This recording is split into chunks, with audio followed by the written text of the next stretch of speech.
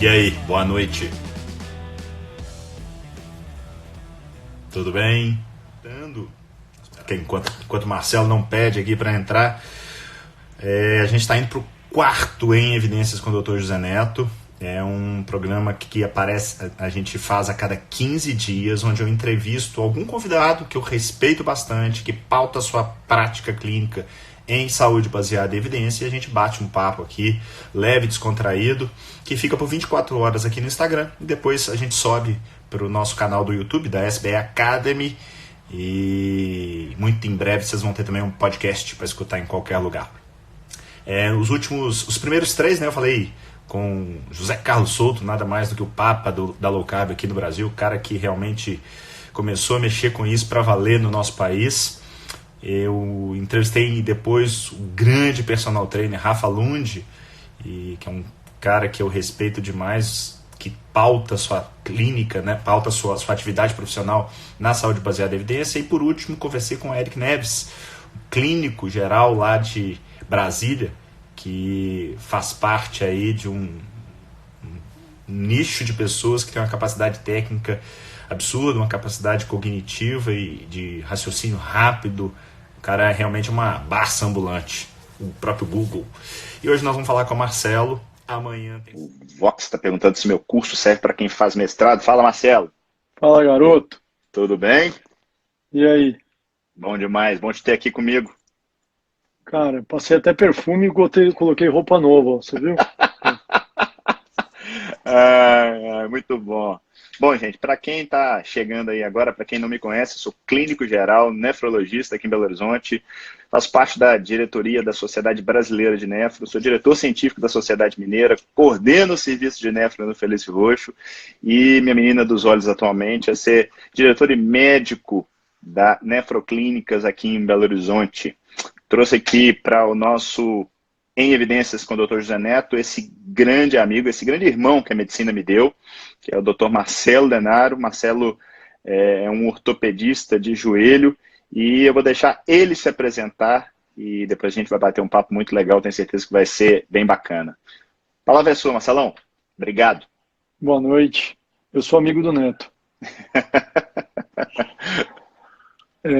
Bom, meu nome é Marcelo Denaro, eu sou ortopedista, fiz a minha especialidade em cirurgia de joelho e tenho uma clínica onde eu trabalho, eu clinico, alguns hospitais onde a gente opera e trabalha também. Fiz a minha residência no Hospital Madre Teresa aqui de Belo Horizonte, sou membro da sociedade, né? E há 5 anos, por influência do Neto, nós nos encontramos, né, Netão? Eu até escrevi isso no meu feed quando eu fui convidado para essa live. Nós nos reencontramos depois de algum tempo, né, de afastamento por conta das especializações que foram bem diferentes, e nesse reencontro o cara estava completamente magrinho, em forma, e daí para frente ele me contou o que ele tinha feito, falou que você tem que ler o blog de um tal de um Souto, e aí eu fui ler o blog do tal do Souto, a coisa me apaixonou completamente, virou minha cabeça. E o que é mais engraçado é que a medicina baseada em evidência, ela entrou na minha vida através da nutrição, e não através nem da faculdade, nem da ortopedia. Foi a nutrição baseada em evidência, né? Foi a nutrição baseada em evidência. Então aí quando a gente vê que aquilo que o Souto gosta de falar, que a gente vive uma zona livre de evidência na nutrição e diversas outras especialidades médicas, a gente tem um pouco disso em algumas áreas, mas acho que na nutrição realmente isso é mais caricato, né, mais característico. E quando eu comecei a estudar, eu vi, poxa, tem algo a mais aqui. Corri atrás e comecei a me encantar. A gente tem um grupo aqui em Belo Horizonte, um pessoal que faz medicina baseada em evidência muito bem feito.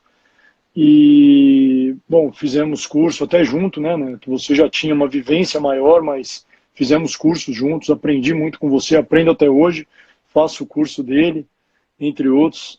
E me encantei pela medicina baseada em evidência, me encantei por falar de evidência científica, mas não só da evidência que está escrita, mas da maneira de praticar isso no dia a dia no consultório, que é uma das coisas que eu acho que é mais bacanas do curso dele, que alia todo o conhecimento básico de SBE com a prática clínica. Isso é muito legal, facilitando a nossa vida para a interpretação de estudo. Aquela tomada de decisão, né, que para os clínicos é à beira do leito e para a gente é muito ali no consultório.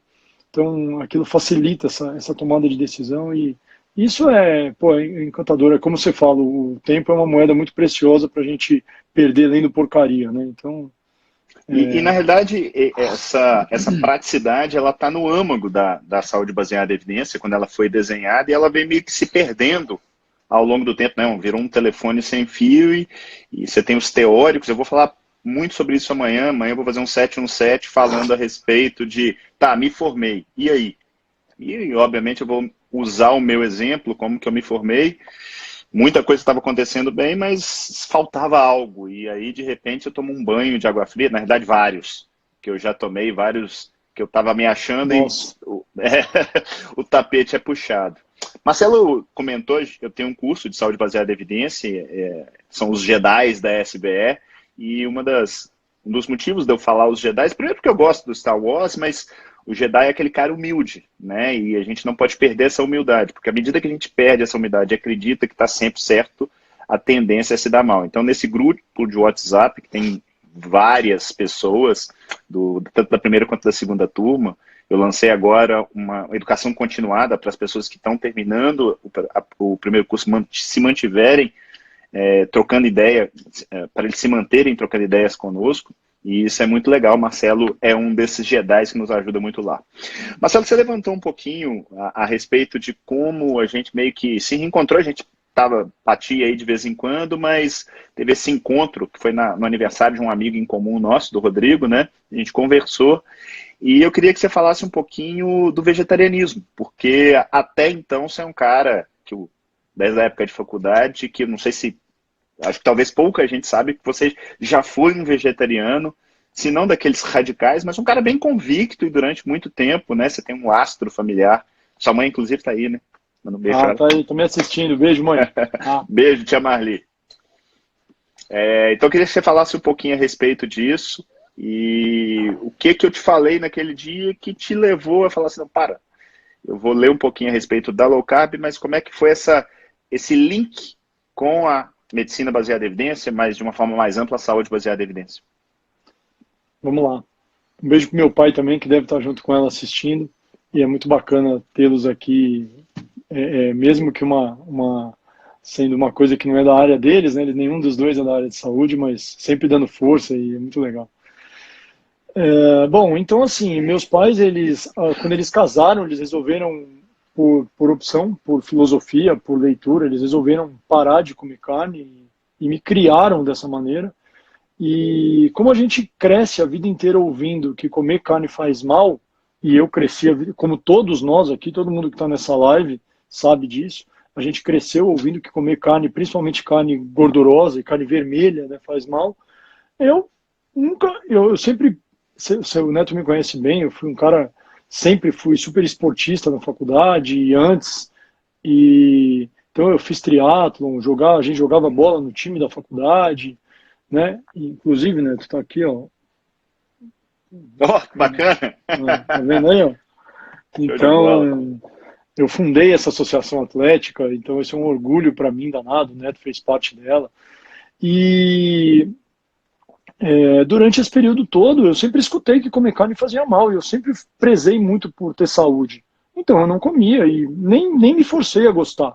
Até falava que eu não gostava, inclusive. Quando chegou até mim e aí eu falo isso para ele, porque assim, eu já tinha escutado isso de outras fontes.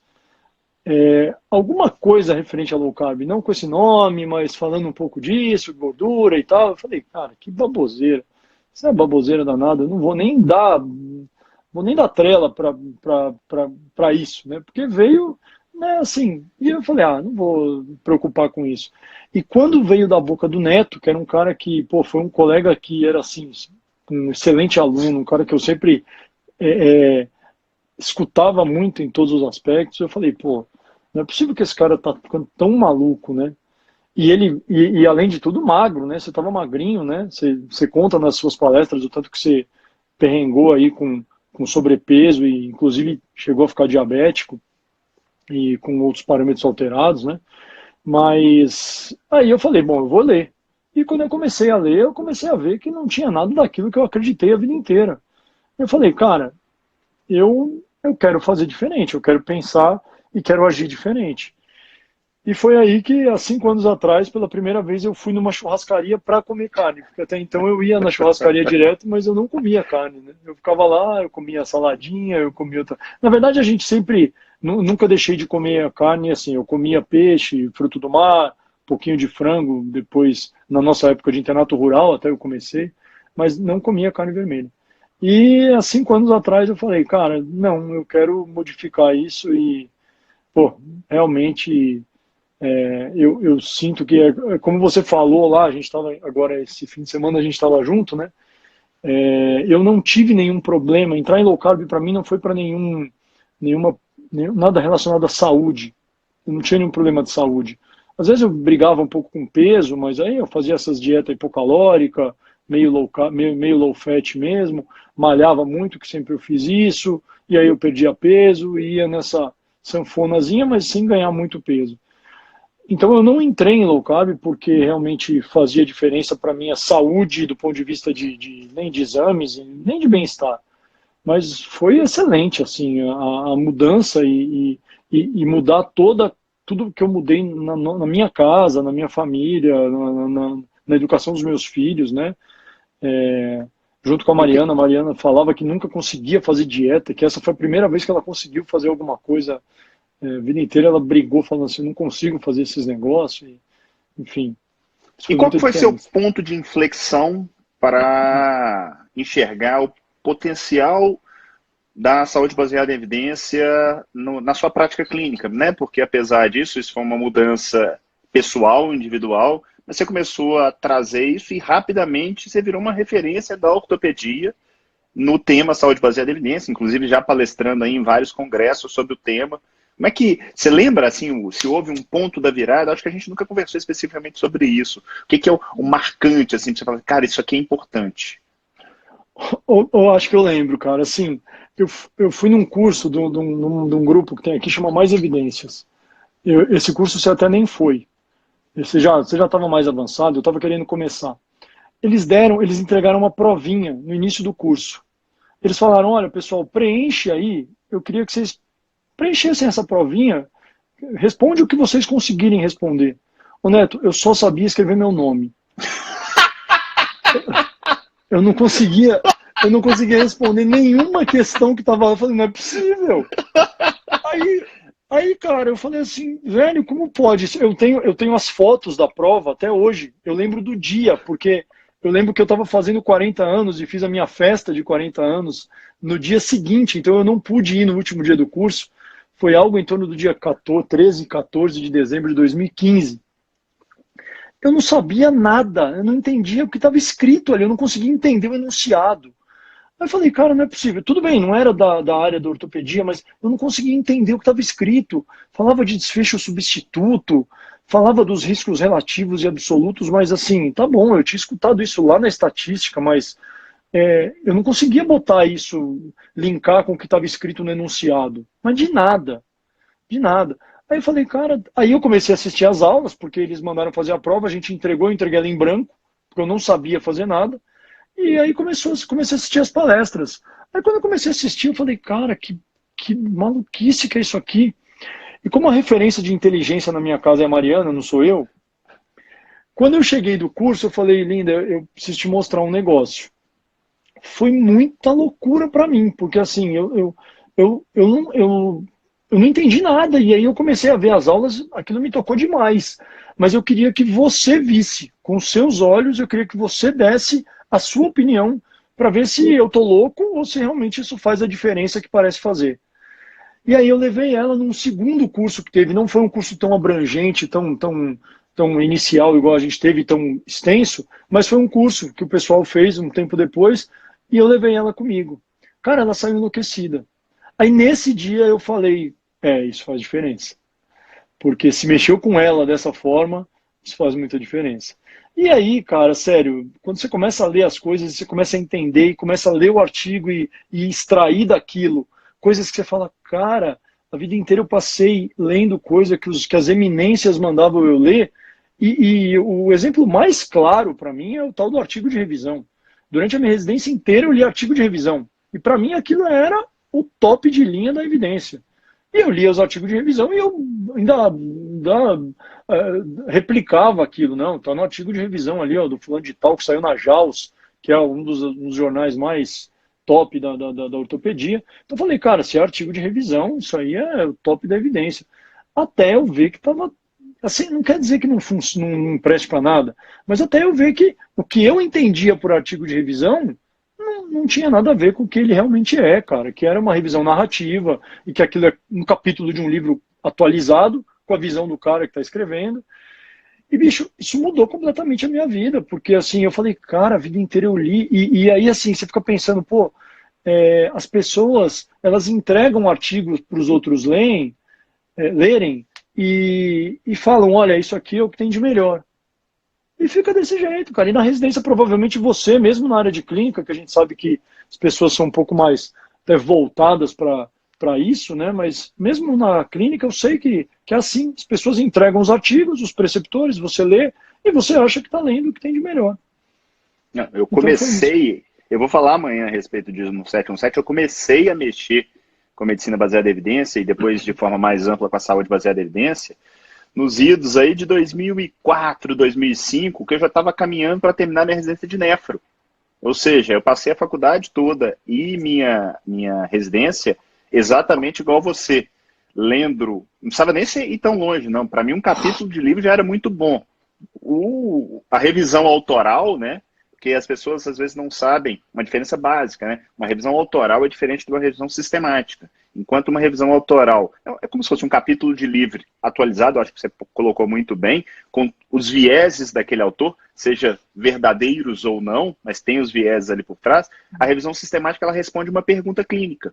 Eu quero, por exemplo, saber se, vou já te provocar, se condroitina com glucosamina se presta no uso do paciente com algum tipo de patologia do joelho, seja artrose ou qualquer uma delas, e que eu tenho certeza que é uma dúvida bastante frequente do seu consultório, e eu acho que várias pessoas aqui da live devem ter essa mesma pergunta para te fazer. Pois é, então assim, se a gente for ler em capítulo de livro, você vai ver que a glucosamina, condroitina pode funcionar em determinados casos e tal. E quando a gente vai ver nas revisões sistemáticas e nos melhores estudos que tem a respeito, e aí eu acho que os ensaios clínicos randomizados, se fala isso direto, e a gente que mexe com SBE fala isso direto, né? E por sorte, nesse tema, a gente consegue fazer bons estudos, porque você consegue dar um remedinho semelhante àquele que é a glucosamina e a condroitina, mas sendo uma pílula de placebo, por exemplo, você vai conseguir cegar aquele paciente, né? Então, isso, quando você consegue fazer isso, é muito bom. E os estudos mostram que, primeiro, para um desfecho que não é um desfecho importante, que é melhora de cartilagem, isso não faz nenhum sentido. Não tem nenhuma melhora de cartilagem. Fala mais sobre isso. Assim, quando a gente fala em... Bom, você fala muito isso, né? O desfecho, o que é o desfecho substituto? É aquilo que importa... Na verdade, é uma coisa que importa mais para você do que para o paciente. É como se você quisesse colocar alguma coisa que indiretamente importasse para o paciente. Então você pensa assim, existe uma plausibilidade que talvez melhorar a cartilagem vá melhorar a vida do paciente. Então eu vejo no estudo se melhorou a cartilagem. Mas o paciente, na verdade, ele não quer saber se a cartilagem dele está melhor. Ele quer saber se ele está melhor. Ele quer saber se o joelho, se o ombro, se o quadril, se a coluna está melhor. Não interessa para ele se a cartilagem dele está melhor. Então, isso é o que de fato importa. Então, melhorar cartilagem é um desfecho substituto, não é um desfecho clínico. Mas mesmo em desfechos substitutos, como melhora de cartilagem, não faz sentido. Mas aí quando você vai olhar os desfechos clínicos, né, ou seja, glucosamina, condroitina, colágeno, ácido hialurônico, não tem evidência que isso melhore de fato a cartilagem. E ainda que tenha, ou um dia, ou que tivesse, isso também não é o que importa. O que importa é, meu paciente está melhor? E nos melhores estudos a gente vê que não existe uma relação de uma melhora clínica significativa, com relevância, né? Às vezes você pode até ter estatística, ela pode ser estatisticamente significativa, mas sem relevância clínica, né? Numa escala de 0 a 100, a pessoa melhora, sei lá, 3, 4 pontos. Então isso não é relevante do ponto de vista clínico, embora muitas vezes eles usem o P menor do que 0,05 para justificar práticas. Então você tem É o um P gordinho menor... que emagreceu, tem 120 quilos, ele perdeu 2 quilos e isso foi estatisticamente significativo, né? Ele continua, agora ele está com 118. Né? 118. Não muda nada. O que ele fez foi estatisticamente, funciona o que ele fez. Perdeu 2 quilos. Então, assim, quando a gente vai olhar, não tem relevância estatística o uso de nenhuma dessas coisas. Mas aí entra outra coisa que é legal da SBE e que é bacana e a gente anda conversando muito sobre isso. Esses condroprotetores, né, tanto o colágeno quanto a glucosamina, a condroitina, outros condroprotetores, alguns até fitoterápicos e também o ácido hialurônico, eles realmente são remédios, né, não sei nem se pode chamar de remédio, mas vamos falar assim, são medicações que têm uma capacidade de... não são bons para melhora, mas também não pioram, não tem... É muito difícil o efeito colateral desses remédios, eles não lesam. É quase como se você estivesse tomando uma vitamina. Embora nem vou entrar nesse mérito da vitamina, mas tem umas que às vezes, né, a gente sabe que não é bem assim. Mas enfim... E lembrando que pode lesar o bolso, né? Lógico, eu estou falando da pessoa, mas o bolso não tem dúvida. E aí quando você pega um paciente no seu consultório e ele fala, olha, eu uso, eu me sinto bem usando, tudo bem, então usa. O que eu acho que não é honesto é a maneira que se coloca a forma de entregar esses condroprotetores para as pessoas. Não, pode tomar isso aí, que isso aí vai melhorar sua cartilagem, vai melhorar sua dor no joelho e tal. A gente estava conversando sobre esse tema no final de semana e a gente acabou levantando essa pelota. Eu queria trazer para as pessoas que estão nos assistindo. Um sujeito que é seu paciente, que tem lá um quadro de dor no joelho por uma artrose, por exemplo, onde a evidência do uso da condroitina com glucosamina, o conjunto das evidências é negativo, mas você tem uma série de pacientes que chegam para você e falam assim, ó, melhorei, parei de tomar, piorei, voltei a tomar, melhorei.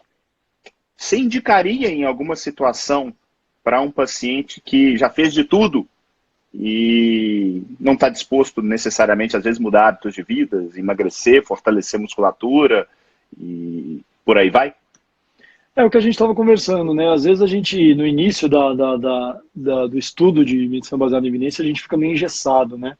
E depois você começa a pensar assim, poxa, tá bom, não tem evidência, mas não é algo que vá lesar o paciente, a não ser o bolso, como você disse. Realmente aqui no Brasil, isso é caro.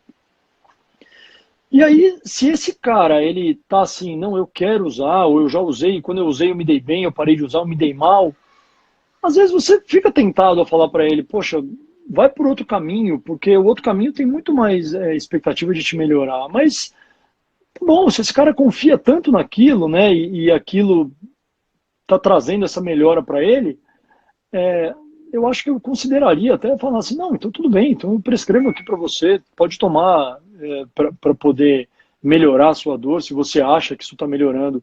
Muito por causa da falta de, vamos dizer, de efeitos ruins para o organismo daquele cara. Porque quando você pega medicamentos que têm um potencial de lesar bem maior e às vezes com um risco de provocar efeitos colaterais maiores, aí eu acho que o buraco é um pouco mais embaixo. Mas aí, nesse caso, talvez eu acho que a gente pudesse fazer. Eu estou com um paciente agora me mandando mensagem, que ele falou assim que foi no acupunturista, e a acupunturista falou para ele que tem que fazer ácido hialurônico. Eu falei, olha, cara, tudo bem, se você quiser. Ele perguntou, você aplica? Eu falei, cara, aplicar eu aplico. Você sabe a respeito do ácido hialurônico? Não, ela falou que para melhorar com o tratamento que ela está fazendo, tem que fazer o ácido hialurônico. Eu falei, bom, o que a gente tem de evidência é isso sobre o ácido hialurônico, mas tudo bem, se você quer fazer, eu me sinto na obrigação de explicar para a pessoa quais são as verdades a respeito das reais evidências a respeito do uso. Mas aí, a partir daí, não é algo que o risco de prejudicar o paciente com o uso dessas terapias aí é realmente muito baixo. Então, só que são caros, realmente. Aí ele já me mandou uma mensagem aqui logo depois. Eu vi aqui, isso chama viscosuplementação, né? E é caro, né? Eu vou deixar para depois. Então tá bom. Então vamos tentar outras coisas.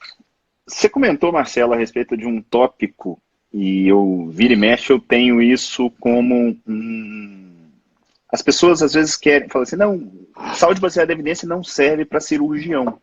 E para quem não sabe, o ortopedista, muita gente acha que o ortopedista fica mais no consultório. O ortopedista é um cirurgião por definição. Na verdade, o grande prazer habitualmente do ortopedista é a cirurgia. E tem um trabalho, e eu tenho certeza que você vai lembrar desse trabalho, que saiu na New England de 2013. Eu lembro até a data, dezembro de 2013. Esse trabalho foi muito marcante para mim, onde ele pegou pacientes com degeneração de menisco e fez 2 grupos para a cirurgia, sendo um cirurgia real, através de artroscopia, e outro que eles chamam de sham surgery, né, que é uma cirurgia falsa. Faz os buraquinhos lá da artroscopia, enrola e tal. E aí eu queria deixar 2 coisas. Se eu não estou enganado, os desfechos principais eram dor e função. Um score. Na verdade, era um score. 2 scores funcionais. Isso. E eu queria colocar 2 coisas. Primeiro, que você falasse um pouquinho da importância da formação básica para você entender a pesquisa clínica. Porque eu, como clínico, que não trabalho com isso, às vezes eu tenho a dificuldade de saber, esse score é bom ou não?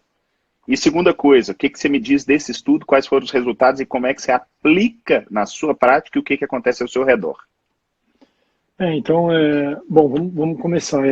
A pergunta é igual a gente aprende, né, isso nos estudos de SBE, quer dizer, à medida que você vai aprendendo, é um gráfico, né, à medida que você vai aprendendo as perguntas básicas e as perguntas clínicas, né, a gente vai saindo mais das perguntas básicas e indo mais para as perguntas clínicas à medida que a gente vai se aprofundando nos temas. Só que conhecer o básico é fundamental para você saber, principalmente, se existe.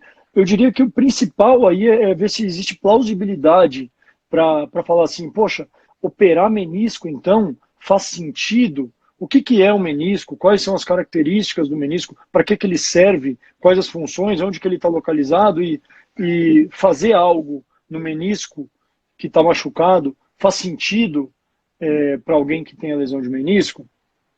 E aí, eu acho que nesse caso se presta muito você ter a base. Você colocou isso até no seu curso, você mostra esse estudo e fala, né? Acho que você deve lembrar dessa aula. Você fala, cara, eu não sei o básico, então dificilmente eu vou saber fazer as perguntas aqui, mas eu vejo que é um estudo bem desenhado. E quando você pega esse estudo específico, o que acontece? Cara, eles fizeram, o Souto fala isso, ele falou isso uma vez, eu achei fenomenal essa fala dele. Ele fala que a sorte de nós cirurgiões é que boa parte dos procedimentos que hoje são tidos como, vamos dizer, quase que referência cirúrgica, eles não permitem fazer cirurgia falsa, os comitês de ética não deixam, né? Para ver se realmente funcionaria ou não. Porque quando a gente vê um estudo, e aí já não é da ortopedia, é da cardiologia, igual o Órbita, que é do ano passado, que mostra que os caras estavam com angina e eles fizeram uma angioplastia falsa e os caras melhoraram igualmente nos 2 grupos, né? Você começa a questionar bastante, né? Eu não quero entrar no mérito de outras especialidades, mas é que quando você consegue fazer um estudo onde você cegar com um medicamento é fácil, né? Porque você dá a coisa igualzinha lá e bota, sei lá, uma farinha ou qualquer coisa. Mas cegar com um procedimento cirúrgico é muito difícil. E esse estudo, ele foi absolutamente... Assim, é difícil falar em perfeição, né? Mas ele foi impecável. Só o N dele, que infelizmente não consegue um N muito, muito grande, porque para fazer um estudo desse eu imagino que seja caro, você tem que ter todo um controle. Eles cegaram as pessoas que conduziram o pós-operatório desses pacientes, então só quem sabia que fez a cirurgia do menisco foi o cirurgião, mas ele não olhou os pacientes no pós-operatório. Então os pacientes não sabiam, e aí eles fazem um questionário com esses pacientes para falar, você acha que você foi operado de verdade ou não? E esse score essa pergunta, ela deu a mesma resposta nos 2 grupos. Eles achavam que tinham sido operados na mesma porcentagem. Eles eram iguais, porque eram randomizados, então os grupos são bem semelhantes, E quando você avalia, então esse estudo de 2013, ele tinha 1 ano de follow-up, né, de segmento, depois já tem um outro, que é uma avaliação pós-hoc desse estudo, já é com 2 anos, e mostrando que tanto para score funcional, que é uma coisa que aí sim, você tem que saber o básico para falar, bom, apesar de que, lógico, esses scores são validados e tal, mas para ver se, pô, esse score funcional aqui faz sentido, o que ele mede, né? Amplitude de movimento, a dor, o quanto que a pessoa consegue fazer de cada coisa. Esse score funcional é bom? Ah, é bom. É validado? É bom? Beleza. Então agora vamos ver. Como que as pessoas estão? Iguais. Estão iguais. E aí saiu agora, recente, tipo um guideline falando sobre lesão de menisco. E aí os caras falando assim, que viram um monte de estudo e que nesse monte de estudo a conclusão deles é o seguinte: se o joelho estiver bloqueado, embora nesse estudo tinha gente até com sensação de joelho bloqueado, e eles conseguiram mostrar que os joelhos bloqueados eram iguais nos dois grupos, porque o cara de fato viu a lesão, né? Ele não tratou em um percentual de gente, mas ele viu a lesão. Então, o que ele faz é o seguinte: olha, as pessoas estão com lesões semelhantes e estão ficando iguais, tirando o menisco ou não tirando o menisco. E aí esse score atual, o que ele faz? Ele valida a cirurgia depois de 3 meses de sintoma. Se a pessoa está com sintoma há 3 meses, vamos operar se não melhorou. Qual que é a minha crítica a isso? A minha crítica é que quando você pega um estudo onde vocês vê pessoas que foram operadas e pessoas que foram submetidas à fisioterapia, aquela pessoa que foi para a fisioterapia, muitas vezes ela fica com aquela sensação de que, poxa, se eu tivesse no grupo da cirurgia eu estava melhor, né? E belo aí, viés de intervenção.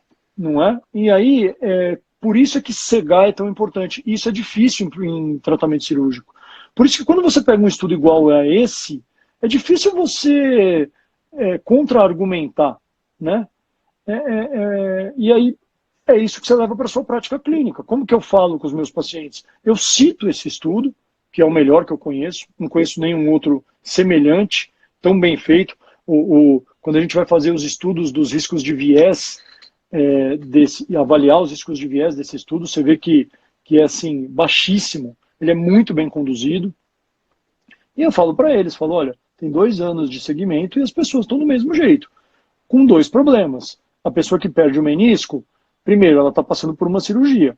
Ah, é raro complicar? É raro, mas existe uma chance. Fora o sabor da cirurgia e todos os problemas que a pessoa, né? Enfim, é um procedimento cirúrgico. Segundo, perder o menisco, ela está perdendo uma estrutura de sustentação no joelho dela. Pode ser que lá no futuro isso dê problema? A gente não tem certeza, mas provavelmente sim. Talvez mais do que não perder o menisco, né? Então, são coisas que, quando você vê um estudo igual a esse, é difícil você contra-argumentar, cara, é difícil falar. E aí você, é igual você falou, né? Muitas vezes o ortopedista é tido como o cara que faz a cirurgia, mas hoje eu passo mais tempo no meu consultório tentando educar os meus pacientes a 2 coisas. Primeiro, quando a gente fala em ortopedia, a grande maioria das vezes, estou tirando trauma, né? A gente fala muito de medicina aguda, né? A medicina aguda é muito boa para resolver problemas. Então o cara quebrou uma perna, o cara, uma lesão aguda de ligamento. A medicina a ortopedia e a medicina em geral é muito boa para resolver doença aguda. Agora, o cara chega lá com uma dor crônica, cara, você tem sempre plano A e plano B, sempre. Dificilmente você não tem essas 2 possibilidades. Então, por que não optar pelo plano A? Porque hoje chegou uma paciente para mim, ela falou, olha, eu tô com uma lesão de menisco, até anotei para falar, porque eu falei, olha, eu vou falar o seu caso na live hoje. Porque assim, ela chegou com 1 mês de dor e, primeira coisa, ressonância. Então, assim, muitas vezes o exame clínico já mostra pra gente o que a pessoa tem. E aí tem 2 problemas de novo, porque às vezes a ressonância pode mostrar coisas que não são o que a pessoa está sentindo, que não são aquilo que você no seu exame físico percebe que é a dor dela. Só que aí aparece lá uma lesão de menisco, que vai aparecer inevitavelmente em pelo menos 60%, 70% das pessoas com mais de, sei lá, 50, 60 anos. É inevitável que apareça isso ou outras alterações. E aí você acha que está com um problema de menisco, então aí você gera um problema da ansiedade, você começa a achar que você tem um problema, e aí você vê aquele tanto de coisa escrita em negrito, você fica, pô, nossa, meu joelho está destruído. E quando não é isso, você não tem nada daquilo, o que você tem às vezes não é nem o problema do menisco, sua dor é outra. E aí essa paciente veio, acho que até a dor dela, eu até questionei se a dor dela é do menisco ou não, porque é muito comum confundir com uma dor de patela e tal. E falei, olha, ainda que fosse do menisco, o que tem para menisco na sua idade, na maneira, no seu tipo de lesão, com 1 mês de dor, não é cirurgia, que era o que estavam indicando para ela. E muitas vezes eu não indico nem a ressonância, né? Eu acho que na verdade, essa proatividade do médico, essa sensação de eu não tenho nada para fazer, então vou operar, eu não tenho nada para fazer, vou pedir um exame, vou dar alguma coisa para ele tomar, isso é algo que tem que mudar. Às vezes, não fazer alguma coisa pode sim ser a melhor conduta, né? E outra coisa que eu queria levantar com você, Marcelo, há uns meses atrás, se eu não estou enganado, foi você que mandou no nosso grupo um trabalho que saiu agora recentemente, tem uns 2, 3 meses na New England, falando de suplementação de vitamina D e um desfecho substituto, mas que é muito valorizado, que é o resultado densitométrico, mostrando se há alguma probabilidade maior ou menor para o paciente ter fraturas por osteoporose. E eles fizeram um randomizado com 3 grupos, uma dose baixa, se não estou enganado, ali 400, 800 unidades, depois uma de 4.000 e uma de 10.000. De superdosagem. De superdosagem. E já adianta o resultado densitométrico, que é um desfecho substituto, que a gente esperaria que melhorasse com a suplementação da vitamina D, aconteceu o contrário, né? Então eu queria que você falasse como é que você passou a enxergar a lógica, né? A lógica cartesiana é um negócio perigoso, né? A coisa do tipo, se eu comer gordura, eu vou engordar. Se eu comer alface, eu vou ficar verde, né? Então, se eu tomar a vitamina D, o meu osso vai ficar bom. Né? Qual que é o perigo disso? E principalmente o perigo do, não, mal não faz. Isso, a lógica cartesiana a gente usa para menisco, e aí quando um cara fala para você, tem que operar um menisco, para você dissuadir a pessoa da ideia de que ela não tem que operar, é difícil, porque a lesão está lá. Fez a ressonância e mostra que tem uma lesão lá. Então como é que você fala para ela? Tem, mas não é para operar. Tem, mas o sintoma não é de lesão de menisco. Então é muito difícil, entendeu? E essa lógica, ela acontece no menisco, ela acontece em alguns suplementos, e aí você fica pensando assim, olha, eu tô com a osteoporose talvez seja melhor dos exemplos que você deu, porque assim, o índice foi dado de maneira arbitrária para falar que o sujeito tem osteoporose, criou-se um número, e aí abaixou-se o número para falar assim, não, é menos 2,5, já tem que tratar, mas como menos 2,5 é que tem mais chance de fratura, vamos tratar a partir de menos 2? Porque aí a partir de menos 2 a gente pega todo mundo. Então é a lógica que se cria para fazer as coisas. Só que é óbvio que quem está por trás disso, assim como quem está por trás nos guidelines que abaixaram os níveis de hipertensão, os níveis de glicose, os níveis de colesterol, são pessoas que têm alguma não, né? Muita relação exatamente com a indústria farmacêutica. Quando a própria entidade não é patrocinada pela... E aí você fala assim, poxa, vamos voltar para a vitamina D então. Então vamos dar a vitamina D.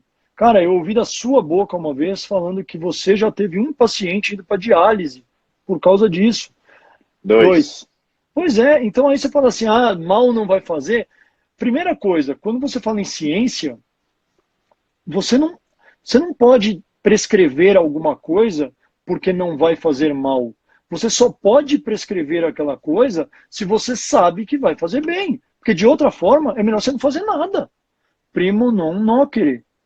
Cara, isso está lá, é a primeira coisa que se fala em medicina. Primeiro, não prejudique. E aí você fala assim, não, mas eu vou dar por que não prejudica? Primeiro, você não sabe se não prejudica de verdade. Segundo, você não tem que saber se não prejudica, você tem que saber se melhora. Porque se você não der a coisa com o objetivo de melhorar, você tá fazendo o quê? Você está se defendendo? Cara, não sei. Existe ainda aquela falsa sensação, eu acho que talvez a saúde baseada em evidência tenha trazido isso para você mais claro, condutas que já são vistas como boas práticas, sei lá, dá AS no infarto, dá inibidor de ECA na insuficiência cardíaca, e por aí vai. Essas condutas, o impacto final, que são condutas já consagradas, é pequeno. É pequeno a hora que você olha especificamente para o NNT, né? Que eu acho que talvez seja a melhor forma de você comunicar para o seu paciente o quanto aquilo pode impactar. Ou seja, se a gente não tem estudos mostrando benefícios de vitamina D ou de condroitina com glicosamina ou qualquer coisa que seja, eu não consigo dizer que o benefício não exista, porque eu estaria sendo anticientífico. Mas provavelmente, se ele existir, ele é desse tamanho. Ele é uma coisa tão pequena, mas tão pequena, que não seria problemático você não fazer. Que talvez seja o grande medo das pessoas, né? Não, mas eu preciso fazer alguma coisa. Tá, mas provavelmente seu benefício é muito pequeno. A coisa, quando é grande, ela aparece. Né? Dá corticoide pro prematuro na grávida que está tendo um parto prematuro. Pô, tá óbvio que a diferença aparece. Então, quando a coisa funciona não só estatisticamente significativo, mas de forma prática, de forma clínica, significante para a pessoa, a coisa tende a aparecer. Né? E aí, olha que bacana, o Welch fala isso muito bem nos livros dele. Quem não leu, eu acho que são leituras imperdíveis para quem é da área de saúde, né? O Overdiagnosed, que eu li através da sua indicação, e depois eu corri atrás e baixei um outro que é fantástico, que chama Less Medicine, More Health. Depois você pode colocar aí para as pessoas que te seguem, e eu devo colocar lá no meu também, tenho feito algumas postagens a respeito. Quando você... Falhou. Vocês estão me escutando? Só o Marcelo que saiu fora? Deixa eu ver aqui. Alguém me dá um oi aí, se está tudo ok? Estão me escutando? Não, enquanto o Marcelo não entra, deixa eu ir falando. Marcelo é um cara que começou recentemente... Me responde aí. Marcelo vai entrar de novo aí, deixa ele chamar.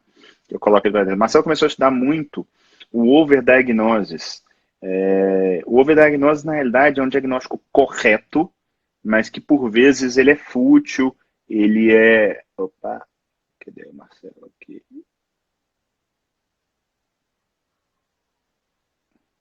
Chamei de novo. É um diagnóstico que, apesar de correto, ele é fútil no sentido de não entregar valor ou dar algum risco. Tá no ar de novo. Comecei a explicar para o pessoal aqui essa sua nova paixão do overdiagnosis e conceituei que é um diagnóstico correto, mas por vezes desnecessário, fútil ou até perigoso para o paciente. Siga seu raciocínio. Você estava falando, então assim, o que acontece, cara? Antigamente pressão alta era 160 por 100. Aí cai para 140 por 90. E depois eles criam uma coisa que chama pré-hipertensão. Glicose alterada era 140, depois cai para 126, e agora a gente tem pré-diabetes. Colesterol era 300, cara, hoje é 190, e se bobear vai cair mais. E a gente nem sabe se colesterol baixo demais não é problemático, porque não dá, a gente não conseguiu se saber isso ainda, mas sabe-se que pressão baixa demais é ruim, que glicose baixa demais é ruim. E aí o que acontece? Quando você trata do mesmo jeito que você trata, porque pessoas que têm glicose muito alta ou pressão muito alta, elas realmente vão se beneficiar do tratamento. E vão se beneficiar com desfecho clínico, morrer menos, infartar menos, ter menos derrame. E um impacto grande, né? E um grande impacto. Quando você pega pessoas... Tá alta. Isso. Quando você pega pessoas que estão aqui embaixo, que têm uma pré-hipertensão ou uma hipertensão leve, um pré-diabetes ou um diabetes leve, cara, se você trata desses caras igual você trata do diabético, o que você está fazendo? Primeiro, você não vai conseguir estudos com desfechos clínicos para falar que esses pacientes melhoram, porque não tem. Então você usa o quê? Desfecho substituto. E qual é o desfecho substituto? Valor de exame, né? De exame de glicose, de exame de pressão, que eles mesmos reduziram para falar que agora o cara entrou num critério de ser medicado. E quando você trata essas pessoas que não têm um índice tão alto, o que você faz é uma chance maior de provocar dano, uma chance maior de ter um efeito colateral. E é isso que você estava falando, as pessoas não entendem que medicina é estatística. A estatística de você melhorar um cara que está lá no alto com um exame ruim é muito boa. Então, apesar de ter risco, o benefício dele é muito maior que o risco. Quando você pega um cara que está lá no... é mais ou menos. E aí eu acho que a gente tem que botar a mão na nossa consciência quando a gente fala de síndrome metabólica, porque é isso. A gente, ok, hoje em dia metade do mundo tem síndrome metabólica, mas, cara, boa parte é aquela coisa que está começando a desandar o exame. A vantagem nossa é que quando a gente fala em tratar síndrome metabólica, a gente usa estilo de vida. A gente não usa remédio. Mas se você fosse usar síndrome metabólica como um marcador de pessoa doente e falar assim, não, tem que tratar todo mundo, ia estar todo mundo tomando antipertensivo e remédio para diabetes e remédio para emagrecer. Então, e essas pessoas têm chance de fazer uma hipotensão, têm chance de fazer uma hipoglicemia, têm chance de às vezes, ter alguns outros efeitos colaterais da droga que, para elas não vão estar se beneficiando em nada com aquilo, porque o grau de alteração delas é muito baixo, se é que existe. Elas acabaram criando categorias para colocar elas como doentes, e aí a chance de risco é muito maior do que a de benefício. Você comentou a respeito, e eu acho que qualquer profissional da saúde deveria ler o Overdiagnosis do G. Welch. É um livro que foi lapidar na minha vida, eu acho que ele foi realmente um ponto de inflexão para eu falar assim, mais um, né? Você fala assim, putz, como que não ensinam isso dentro da faculdade, dentro das universidades? E aí, dentro do livro, ele dá vários cenários, você acabou de citar um, só que eu acho que um especificamente dentro da sua especialidade, que acaba tendo, você já citou de alguma maneira, é exame de imagem. À medida que, na nossa época de faculdade, nós estamos ficando velho, era difícil conseguir uma tomografia, não sei se você lembra disso, como era, não conseguir uma tomografia, era um milagre, e era uma coisa muito nova, né? Hoje você tem quase que ressonância de 12 em 12, e aí você passa a ver coisa que você não veria. Queria que você falasse um pouquinho a respeito disso. Cara, eu não sei se foi coincidência, mas hoje eu atendi 80% dos pacientes que eu atendi chegaram para mim com a ressonância. Eles já chegam com o exame. E muitos chegaram e falaram assim, olha, eu não consegui marcar com um médico, eu queria que você avaliasse a ressonância para mim. Falei assim, olha, vamos fazer o seguinte, o que você tem? Porque eu quero ver a ressonância, na verdade eu nem sei se eu quero. Eu vou ver porque ela está aqui. Agora eu quero saber o que você tem. Esquece essa ressonância. Mas aí a pessoa já chega numa ansiedade danada, porque eu li o laudo, tá cheio de coisa em negrito. Meu joelho tá destruído. E às vezes ele não tem nada, cara. Ele precisava ou de mudar o estilo de vida, ou muitas vezes nem isso, uma fisioterapia, ou às vezes a dor da pessoa até já melhorou e ela chega com a ressonância. E ela chega e fala assim, olha, toma ressonância, mas eu já não tô sentindo mais nada. Então assim, não é infrequente eu falar para eles, eu falo, olha, você quer uma dica? Queima essa ressonância, porque ela não está ajudando você. Ela não vai te ajudar em nada. E isso é uma coisa extremamente comum. Então, a ansiedade dos pacientes, porque vai aparecer alguma alteração em algum momento. Ressonância de coluna, eu acho que é o mais, assim, de todos. Né? Embora a minha área seja joelho, a gente sabe que coluna é quase que 100% das pessoas, se fizerem uma ressonância de coluna, vai dar alguma coisa.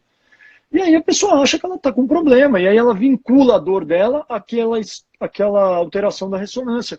E muitas vezes não tem absolutamente nada a ver, nem no ombro, nem na coluna, nem no joelho, nem no quadril, em lugar nenhum. Então esse é um problema. Segundo problema, por que se pede muita ressonância?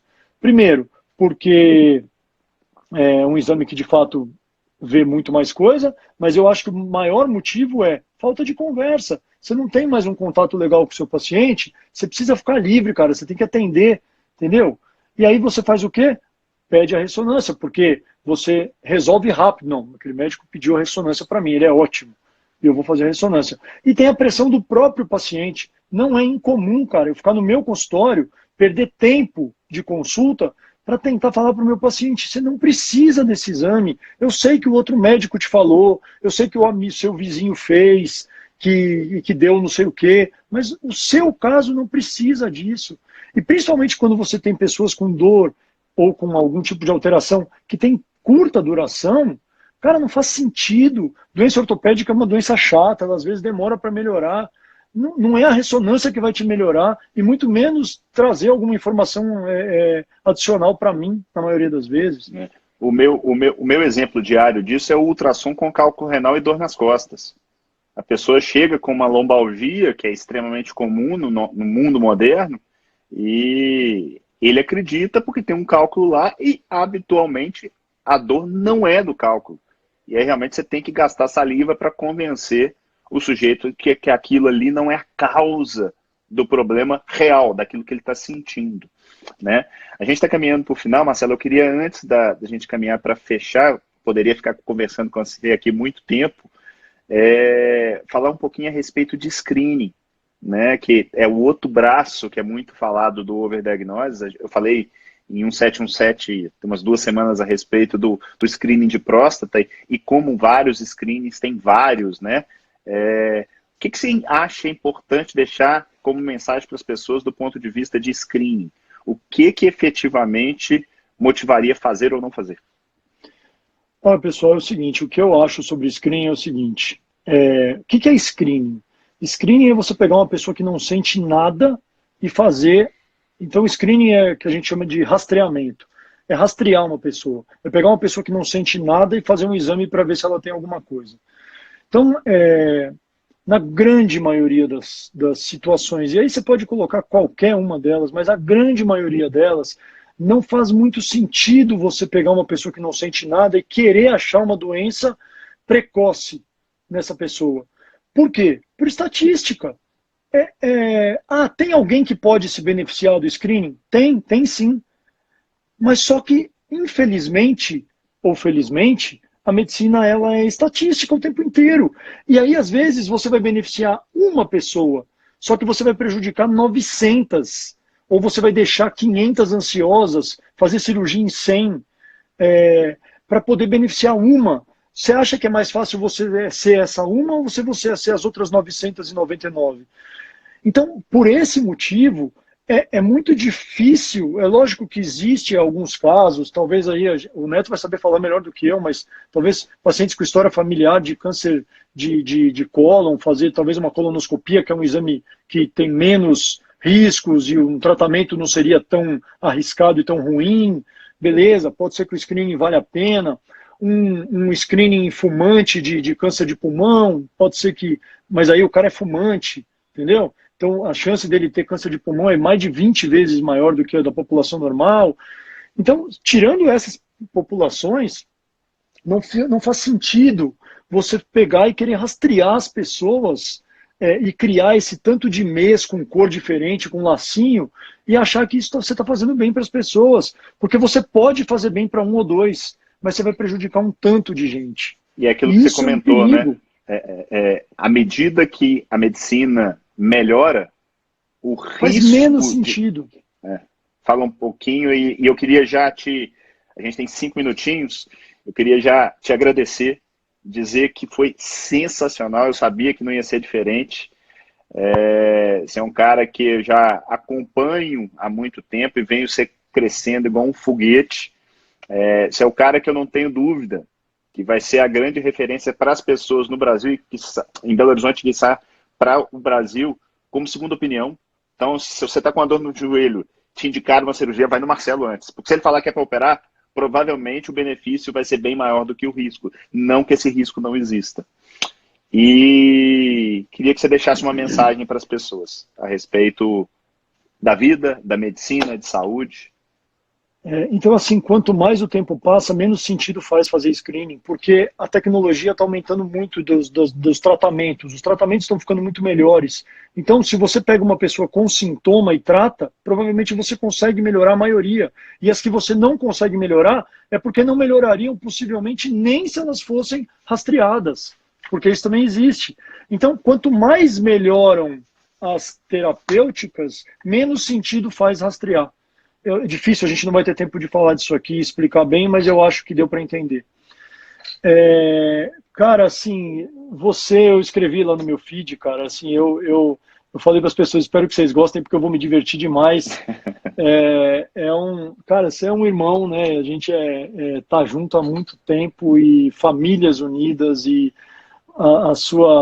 eu acho que o mesmo a mesma relação que você tem aí com o Fernando Lucas. Você fala que ele só não te apresentou a sua mulher não apresentou a Paula para você, né? É mais ou menos o que acontece comigo, sabe? Assim, foi na nutrição, foi na medicina baseada em evidência. Junto a gente olha a educação infantil, educação financeira, a gente olha marketing, e você explodiu e a gente bate muito papo sobre isso, tanto de dica e tanto de coisa que você me dá no sentido do empreendedorismo. Então, assim, realmente, eu falei, ia ser um prazer, como foi. Cara, passei até perfume para vir para lá, eu te falei. Então, realmente, sério, é um negócio fora de série poder estar num programa seu, que está começando, e eu ter sido convidado para estar aqui. É uma honra muito grande.